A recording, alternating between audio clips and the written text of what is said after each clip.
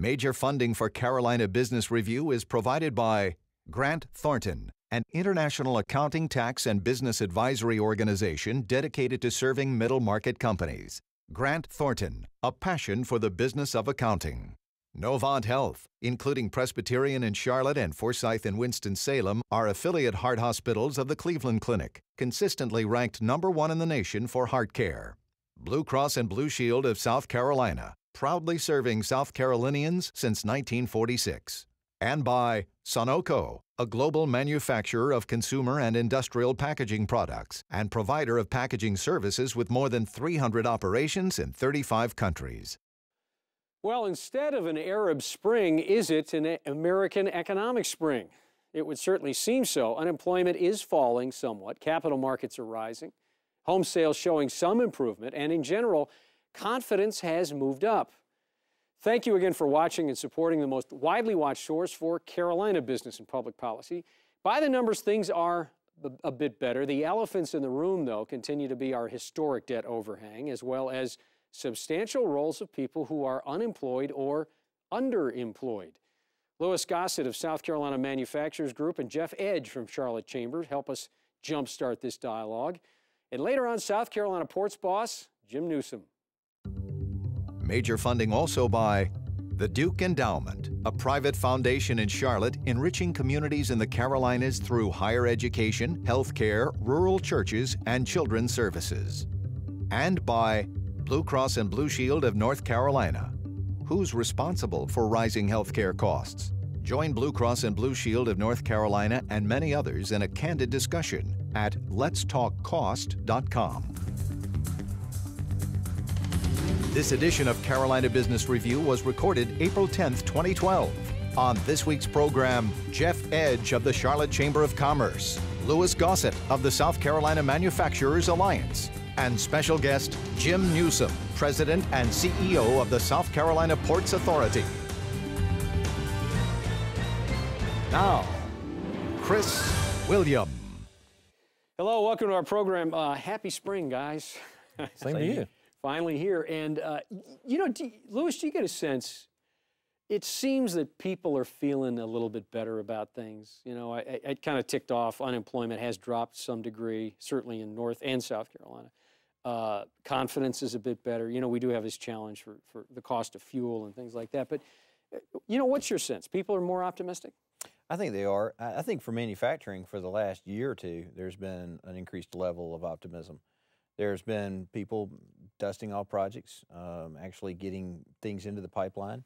Economic development professionals around South Carolina are seeing more inquiries, more actual follow-through on those inquiries than they've seen before.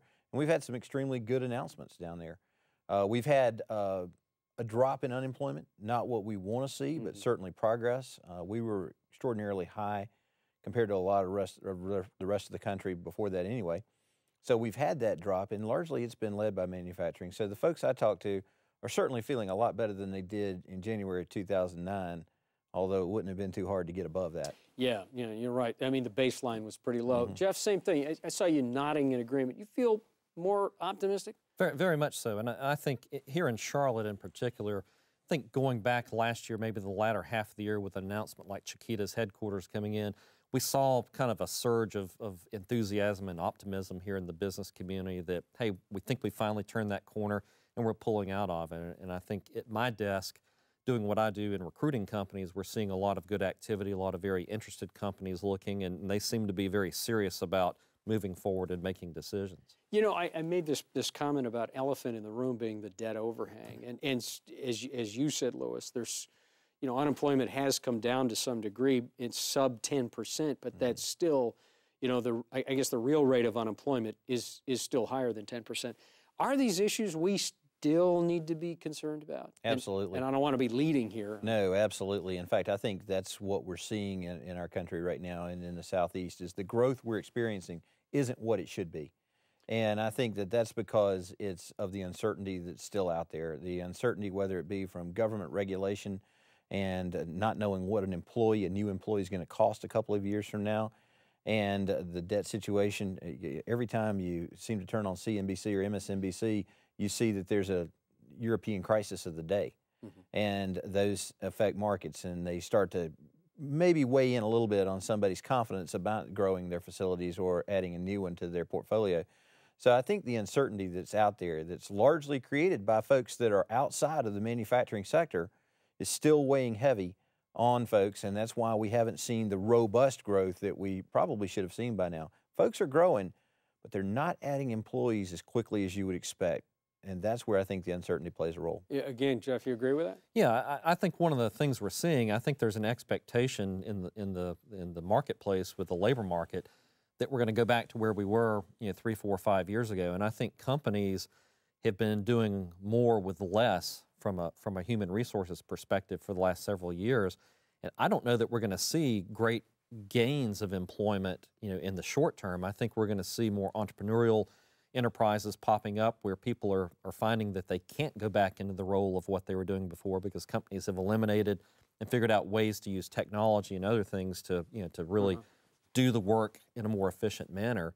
And I just know in the project flow we see, they're much smaller projects from a headcount perspective.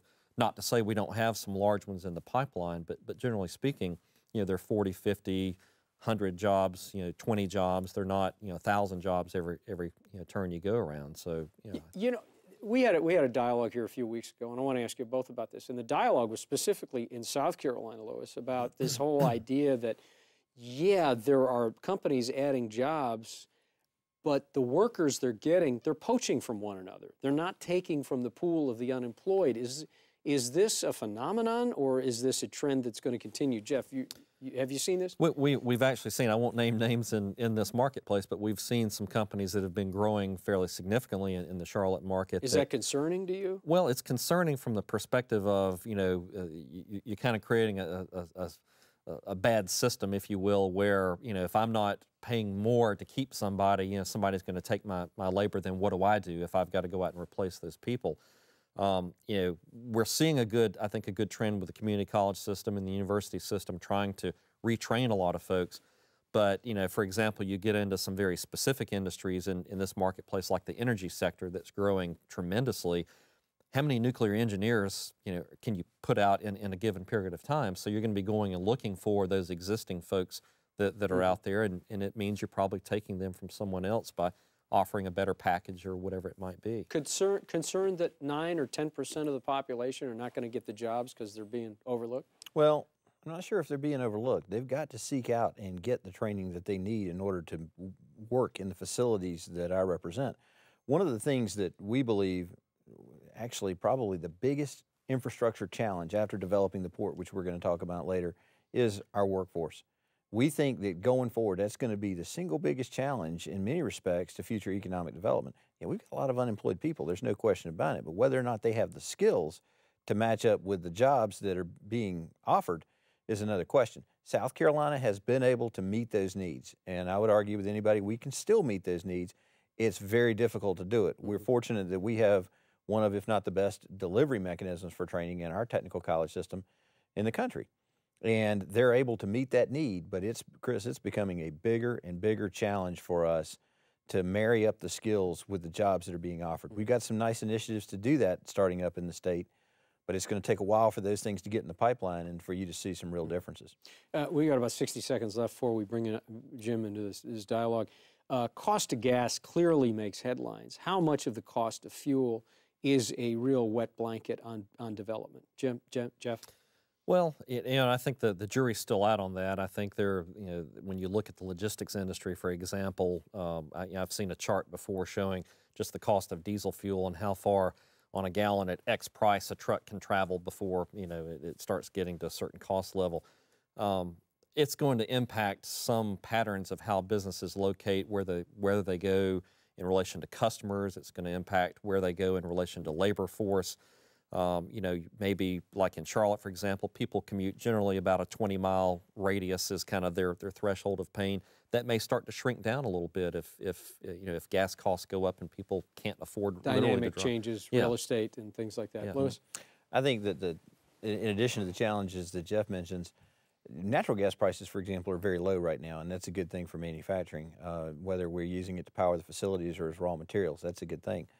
But the challenge, I think, more than almost anything else, may not be so much an increased cost, because those are certainly there and it's hard to pass them on, but consumer confidence. What does it do to consumer confidence? And if the consumer stops buying the things that my members make, that's a challenge. And that I worry about probably a little bit more in the long run, in the bigger picture, than maybe the increased cost. I don't want to diminish those or trivialize those, but I think consumer confidence might be something that we ought to be careful with. The psychological effect on Yes. business development. Yeah, we'll bring our guest out here in just a second.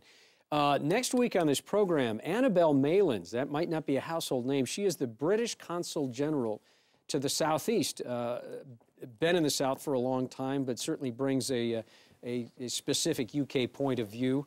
And then in 2 weeks, he is the Secretary of Commerce for North Carolina. Keith Crisco will be back on this program in 2 weeks. Specifically in the Palmetto State, with recent announced expansions or new business announcements like Boeing, BMW, Bridgestone, Continental Tire, Amazon, Michelin, to name just a few, the focus is set squarely on the state's ability to logistically manage the inventory from these organizations. Enter the South Carolina Ports Authority, and it's not just about administering shipping containers, but it also includes the broader health of the regional economy. Joining us again is South Carolina State's Ports Authority President, Jim Newsome. Jim, welcome back to the program. It's nice to be here, Chris. Jim, let's start with the deepening project.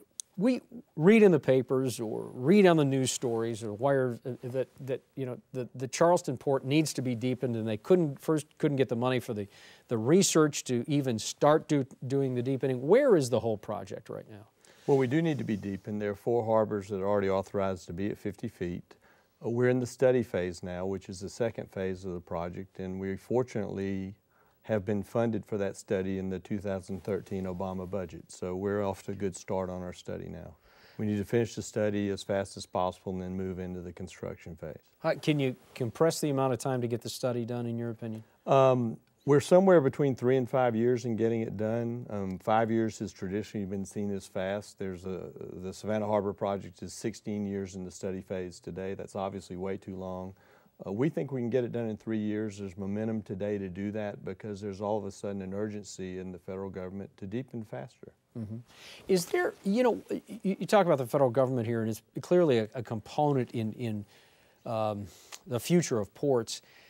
Do you get the sense that there is not a standardized ports authority policy for this federal government, but it's kind of a one-off for New York or Norfolk or Charleston? Well, they are federal harbors. They were made federal harbors in 1826, and there needs to be an infrastructure prioritization system in our country that applies to ports and other transportation infrastructure projects. Previously, they've been done as independent things with really no coordination, and what Senator Graham has been instrumental in doing is bringing forward sort of a merit-based approach to harbor deepening, meaning there will be priorities made, and federal money will be given to those projects that have the most merit, the most bang for the buck. Louis? Jim, that's a great point. What are some of the advantages that South Carolina will have during that process? Well, we have basically the cheapest harbor to get to 50 feet or more of depth and get the most impact in doing so. So we're at 45 feet today. We have an ocean harbor. It's not a river harbor. It has less environmental impact than other harbors, and so we can get there for the least cost and have the most impact. The Southeast has got to have a 50-foot or deeper harbor because ships have to go foreign with export cargo to Asia via the Panama Canal. And the Panama Canal has 50-foot capability, and we think we're the only harbor in the Southeast that can be truly post-Panamax capable, meaning we can handle ships with deep draft 24 hours a day if we get deepened. We talk about 50 feet though, Jim, and it seems like as soon as the Charleston Harbor is done, ships are going to be bigger, going to need deeper ports. How does that work in your head? Well, I think that there's a limit to how big ships can get. And I think we're seeing a range of ships now that are going to require between 48 and 50 feet of draft, the depth of the ship below the waterline. And we can accommodate 48-foot ships with 2 hours on the tide today. We need to remove that tidal restriction, and that's what our deepening project aspires to do. And the idea being that we'll be able to handle ships up to 52 or 53 feet of draft with tidal restriction in the future, and that should be sufficient.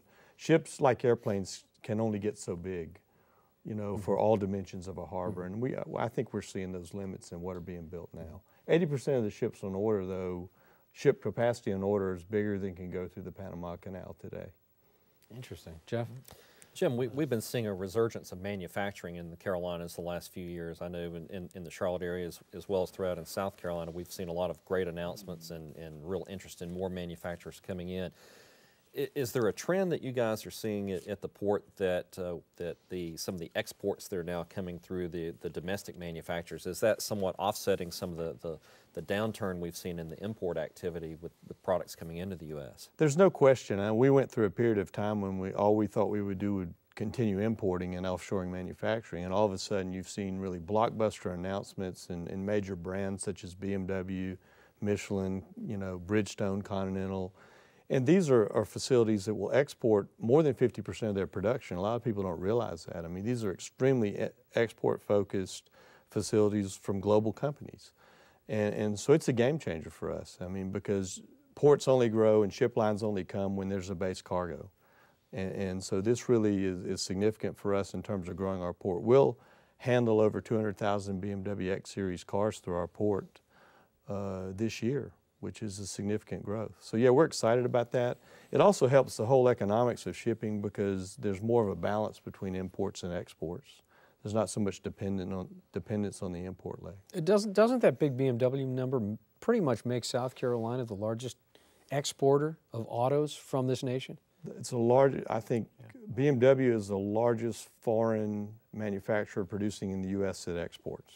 I think that's as I understand it. I think the numbers are pretty high. Yeah. I think what you're getting at is that we send the most cars out. From the state. I've heard something like that recently. Yeah, all right. Question. It's certainly getting there. I got you. Yeah, Jim, one thing that's been encouraging about your tenure at the port has been the realization that there's more to a port operation than just the waterfront, that there's a back end that's incredibly important to logistics in South Carolina. Can you talk a little bit about that and what you're doing, particularly at the Navy base, and how that progress is occurring? What's important as we grow to develop our infrastructure. One component of that's the harbor deepening. The other is building a new terminal at the former Navy base, which is a 280-acre terminal. We'll spend about $800 million on it. It'll grow our capacity about 50%. We additionally have to have facilities nearby the port that can handle cargo, such as transload facilities for agri-products. We are in an exporting boom for agricultural products because China's raising their standard of living. They're having a growing middle class of 500 million people that want American ag products. So we've got to grow the handling capabilities around the port. We have to see the interstate system improved, and we've got to find a way to make better use of rail. Hopefully, like it's being done here at Charlotte, at the Charlotte Douglas Airport with the Norfolk Southern, and even more short-haul rail to get trucks off the road, because we're on borrowed time with increasing the number of trucks hauling containers. Mm-hmm. Follow up on that, we're excited about what's happening with the intermodal complex here at the airport. We think it's going to be a game changer for logistics, not just in Charlotte proper, but really regionally throughout the upstate of South Carolina as well. How do you guys see that impacting your business over time? Do you think that's going to have a direct correlation with some growth and expansion of your facilities? I do. I mean, anything that lowers global logistics is a cost game. And companies move by the cheapest way of moving cargo. And anything that lowers cost, increases reliability is going to help grow our port, and it's going to help our region. I think we have to understand we're regional ports in the Southeast. We're not big cities like Shanghai and New York and LA Long Beach with population centers of 30 million people. So we serve an entire region, not just South Carolina, North Carolina, Tennessee, Georgia. And anything that makes that supply chain more seamless is going to be helpful. And rail is an efficient mode of transport. It's cost effective, and it has to grow because there's not going to be that much more truck capacity in the future. Yeah, Jim, you talk about Charleston probably won't be 30 million anytime soon, but you look at the impact of Boeing, and you look at what you're talking about with the old naval yard expansion of the Ports Authority, and you look at what some of the rail debate that's gone on and the highway debate, and I've got to think, we were talking on the phone, that Charleston's going to break out and break open with some of these things going on. Do you get that sense that it's right on the cusp of something much larger? I really do. I mean, there's a whole industry that helps companies locate new sites, and in the recession of 08 and 09, that was a pretty dormant industry. Mm-hmm. People were just hunkering down and hoping to survive. There are a lot of projects, I think Jeff said it earlier, a lot of projects in motion right now people looking to put new distribution centers because the whole supply chain has not really been optimized for global sourcing. We have mainly a supply chain that's domestic oriented. So mid-sized companies are looking to move distribution centers closer to ports, and manufacturing companies are looking to do manufacturing closer to ports. So it's a good trend for us in Southeast ports, I would say. We have to remember that developing countries do export. Germany exports 40% of their gross domestic product. U.S. as a country only exports 11%. So we have significant room to grow, and we make good products for the global market. You know, you talked for a moment about agriculture and the fact that the agribusiness in this country, and there's a lot of manufacturing involved in that, is growing dramatically because of demands from around the world. What's the Charleston Port doing to get ready for that? Well, 2 years ago we had no transload facilities. So a transload facility is a facility where you can receive grain or grain products in hopper cars and really dump it onto a conveyor and put it in containers. We now have 3 such facilities in Charleston, and people are looking to expand. And these are facilities that can handle 100 containers a day in some cases, so it's a game changer for our port's volume. And we see that trend continuing. American food products are very competitive in the world market, and they are, as we see it, a rising standard of living product, basically. So they're heavily sought after. So they're competitive from a price point or from the cost to deliver? From an availability, meaning price point, from a cost of getting there, and from a desirability point of view. The quality of the product? People want American food products. As the standard of living grows, American food products are desirable. Jeff? In my world, economic development, where we're recruiting companies, we have certain communities we're always going up against and kind of battling to win the deal. For your side of the business in the port industry, who do you guys really compete against the most, and what are you kind of doing trying to differentiate the port in Charleston versus some of your competition, particularly here on the East Coast? Well, our major competition is the Port of Savannah. We're 2 significant ports within 100 miles of each other. They've done a great job building their port in the last decade, and we have to do the same now. We lost some ground in that time, but we really believe that our water depth, our harbor capability, to the short steaming from the open sea when bunker fuel for ship lines is very expensive, will give us a chance to reclaim, our share of the market because ships are big, they have to get in and out fast. When you bring up the cost of fuel, it has certainly been, at least for the consumer, you and I that drive our cars, a big issue. But how does that impact with the activity that you've seen the recent months and going forward? It has a big impact. I mean, ship lines are spending over $700 a ton on fuel today. It's more than the actual operating cost of the ship. So it affects where they deploy their ships, number one. Logistics is, again, a cost game, so most shippers pay fuel adjustment factors to truckers or railroads and to shipping lines, so it drives up the cost of doing business. And if it's sustainable over time, can have an adverse impact on long-haul sourcing, I would say. Is there a tipping point here with the cost of fuel in your business? It's hard to generalize on that. I mean, I think shipping is the most cost-efficient mode of transport per mile, then rail second, then trucks third, but the more expensive it gets, the more people look at sourcing closer to the point of demand. We have about a minute left, Lewis. One thing I'm constantly curious about is when are we going to start seeing some of these post-Panamax ships that will be calling on the Port of Charleston? Where does that stand in terms of the transformation of the canal and the ships that are actually going to be coming here? Well, the interesting thing is it's already happening. We see 4 or 5 such ships today. The shipping lines have not waited for the Panama Canal. They actually are going by the Suez Canal today. We routinely see 9,000 TEU ships.